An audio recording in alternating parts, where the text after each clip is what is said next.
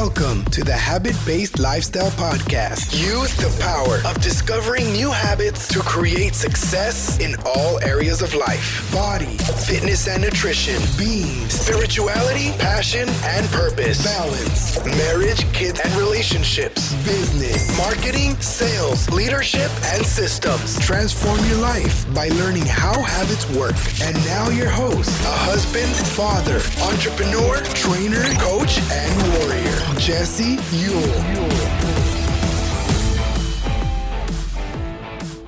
Welcome back to the Habit-Based Lifestyle Podcast. I'm your host, Jesse Ewell, and today we're going to be talking about the habit of history. So I want to kind of segue this episode into letting you know today is my birthday, and I am 42 years old today. That's right. And I wanted to take you down a path to a story and just share a little a history lesson with you about one of my favorite birthdays, one of my most special birthdays. Not that they all weren't, but this one specifically sticks out to me. And this happened 15 years ago. And it was actually, the story starts on Valentine's Day, 15 years ago. It starts with me and my wife. At the time, it was my girlfriend of almost a year. And it was Valentine's 2005. That was 15 years ago. Today's 2020. And I was working at a box gym called Pure Fitness. At the time, I was a general manager. And I decided it was Valentine's Day. I think my wife had called me or something and said, "Hey, do you want to come home for lunch?" And so I went home for lunch to see my wife. And as I came home, I could tell she kind of had this kind of step or giddy up in her that she knew something was going to happen. And at the time, we had been dating, like I said, for almost a year. And we were very serious. Like we stayed the night with each other every night. We were literally inseparable. But she had thought that I was coming home to actually propose to her, or something like that. It was going to happen on Valentine's Day. And, her friends kept messaging her, family kept messaging her, calling her to ask if it had happened. And I kind of was like, hey, and as I seen her, it was kind of like, I noticed something was a little bit off, but I said, hey, what's going on? What's wrong? And she had said, well, hey, I, thought you were going to, propose to me. A lot of my friends have been messaging me and before Valentine's Day, I'd already kind of made a commitment that, one, I wasn't going to do it on Valentine's Day because it was expected. Two, I didn't have, the ring fixed. I didn't have the ring actually finished being made. And besides that, to me, like everybody would kind of expect Valentine's Day to be the day that you get engaged.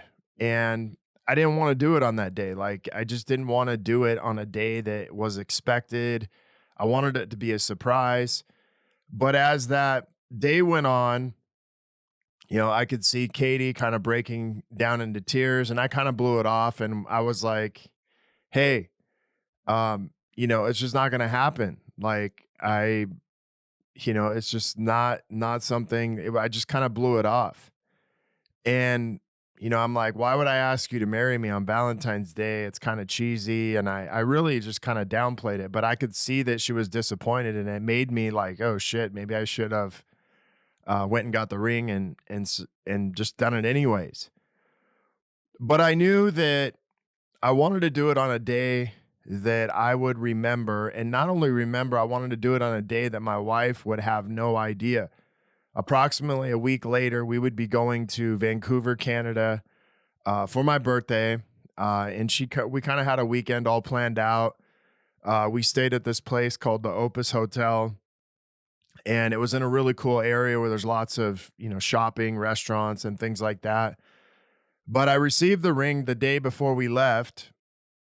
And though I had, you know, I knew that that was the day. I knew that was the day that I wanted to ask my wife to marry me was on my birthday. And so I kind of had this plan. I didn't know exactly when the right opportunity would happen. I kind of had the ring with me, at all times. I can even remember going through the border thinking, oh shit, if they pull our bags and I have the ring in there, she's going to end up seeing it. And so I remember even like hiding it in like a sock just so in case, somebody found it, it would be really hard to find. But I remember this day like it was yesterday.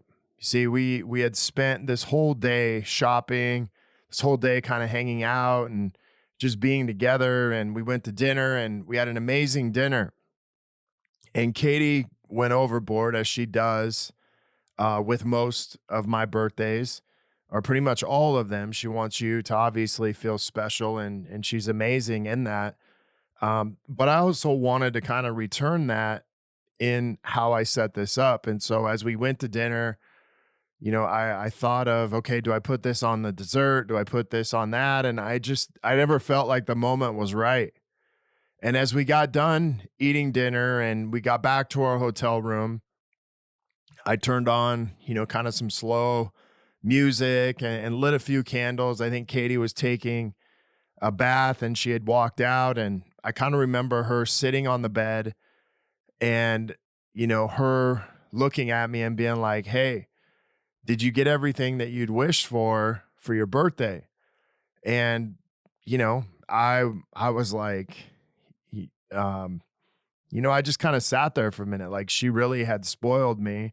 She really had poured a lot into me in that day. And I said, you know what? I looked her in the eyes and I said, no, I didn't get everything that I wanted for my birthday.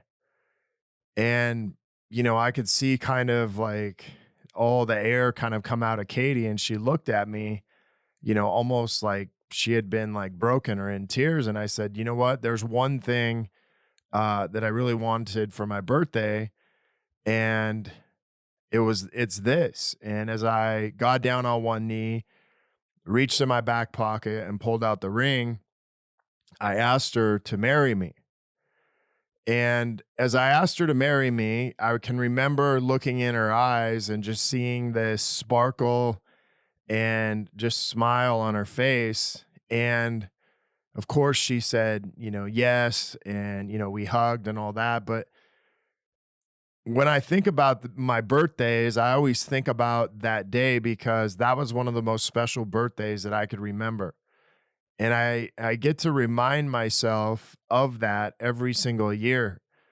We've been married, we'll have been married in July, 15 years, but this was the most special birthday I've had. Now I've had some great birthdays, but I was really proud of that moment and glad that I waited, past Valentine's Day, past, all these things, in spite of it being really difficult, because the last thing I wanted to do was see my wife, upset because I didn't ask her on the day she thought I was going to.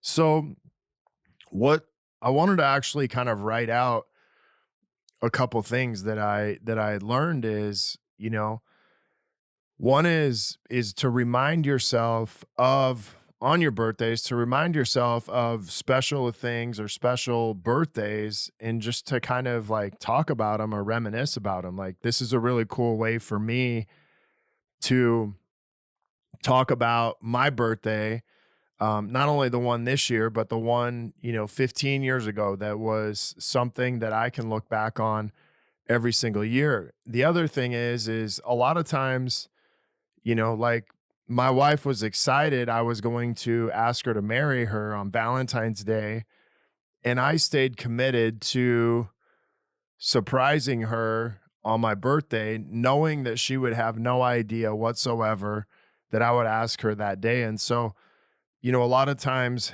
it's like God, in a way is like, hey, God, I have this feeling that God's going to do this thing for me this day. Like my husband asked me, or my boyfriend asked me at the time to marry him on Valentine's Day, but there was a greater plan in knowing that, and the greater plan in knowing that was actually being able to bless my wife and ask her on my birthday. And not only that, it was to give me a blessing back and a gift back that my wife would say yes on that day. But I really like the last few years, I've really kind of sat back and said, okay, well, what is the most special birthday I've ever had? And, as I asked myself this year, this is the one that really sticks out. And this was, this is something that we kind of kicked off our entire relationship and our entire marriage with, was that one. And so I think it's important for you and I to look back at your birthdays and really be like, man, what was the most special birthday I had that I can remember? And then the other thing I like to ask myself is, what's one thing that I can do my next birthday to make it memorable? And I don't mean just memorable in the space of like, doing something, but just kind of like marking it as something special. And I remember a few years ago, going to Vegas, for, I think we went for like 4 or 5 days, and just all the things that me and my wife had done that day. That one really stuck out to me. That was my 40th birthday. But just how amazing those times are and those things are, to be able to look back and be like, man, that was an awesome birthday. That was an amazing birthday. Not that they all haven't been, but those two really stuck out to me the most. And I think it's important that we recognize that in ourselves.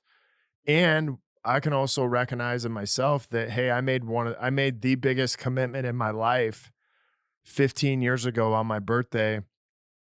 And that was to commit to marrying my wife, Katie, and just how special that moment was. So I wanted to share that story with you, and not only share it with you, but give you kind of an idea of how I met my wife. And not only that, but just how we, got married and all these other things. And so I just wanted to share that moment with you, and thank you for being on here. Thank you for being a listener. And I just look forward to many more birthdays and many more of being able to share these stories with you. So if you guys are looking to connect further with a group of like-minded people, join myself and so many others in the Habit-Based Lifestyle Secrets group on Facebook, where I will be dropping daily habits to help you live to your full potential. If you want to be one of our next case studies and begin living this habit-based lifestyle, feel free to reach out to me, Jesse at habitbasedlifestyle.com. You can also check out our website, habitbasedlifestyle.com. Until next episode, have a great day.